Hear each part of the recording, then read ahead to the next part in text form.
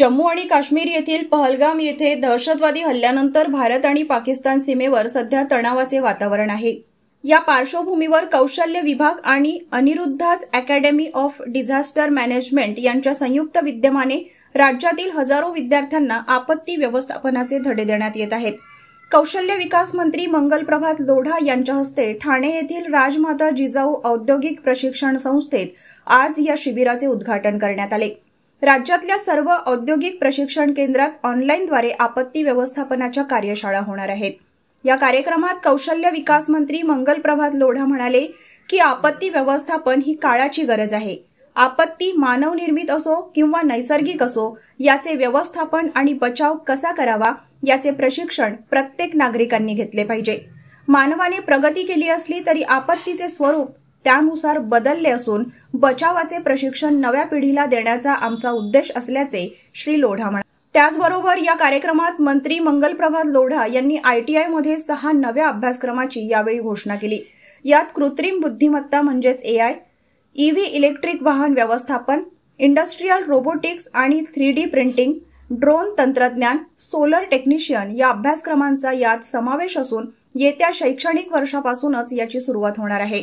2 दिवसीय शिबिरात अनिरुद्धाज academy of disaster मॅनेजमेंटचे मुख्य कार्यकारी अधिकारी श्री सुनील मंत्री यांचे विद्यार्थ्यांना यावेळी मार्गदर्शन लाभले। तर राज्याचे माजी पोलीस महासंचालक श्री प्रवीण दीक्षित यांनी राज्यातील ITI विद्यार्थ्यांची नागरी संरक्षण या विषयावर ऑनलाईन कार्यशाळा घेतली।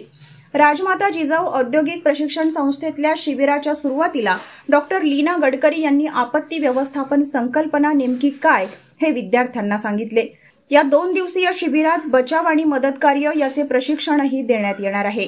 मानवनिर्मित आपत्ती यात युद्धाचा समावेश असून त्या काळात घ्यायची काळजी, उपचार आणि बचाव यावरही विद्यार्थ्यांना माहिती देण्यात आली। तसेच मंत्री मंगलप्रभात लोढा यांच्या उपस्थितीत बचावाची प्रात्यक्षिके विद्यार्थिनींनी सादर केली।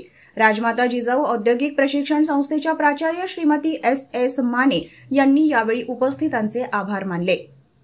रविवारी दिनांक 11 मे रोजी सकाळी 7 वाजता महापंचायतीचं आयोजन रामबाग बचाव मैदान समितीतर्फे करण्यात आलेलं आहे। या महापंचायतीमध्ये जनतेच्या सोबत स्थानिक खेळाडू, या ठिकाणी पोलीस, सैन्य भरतीसाठी सराव करणारे युवक, सकाळ सायंकाळ अनेक वर्षापासून, अनेक दशकांपासून फिरणारे नागरिक यांची महापंचायत आयोजित केली आहे। या महापंचायतीमध्ये जे ठराव होतील त्या ठरावाच्या अनुषंगाने आमच्या लोकप्रतिनिधींकडे आणि प्रशासनाकडे आम्ही आमच्या मागण्या ठेवणार आहोत।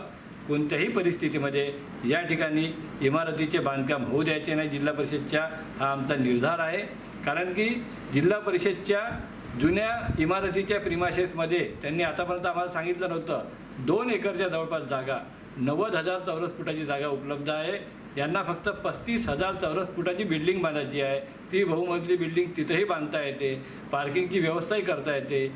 जुबिली शाळेच्या मागे जुबिली शाळा आणि त्याच्या मागचं मोठं ग्राउंड हे दोन्ही सोडून उर्वरितही खूप मोठी जागा जिल्हा परिषदची आहे।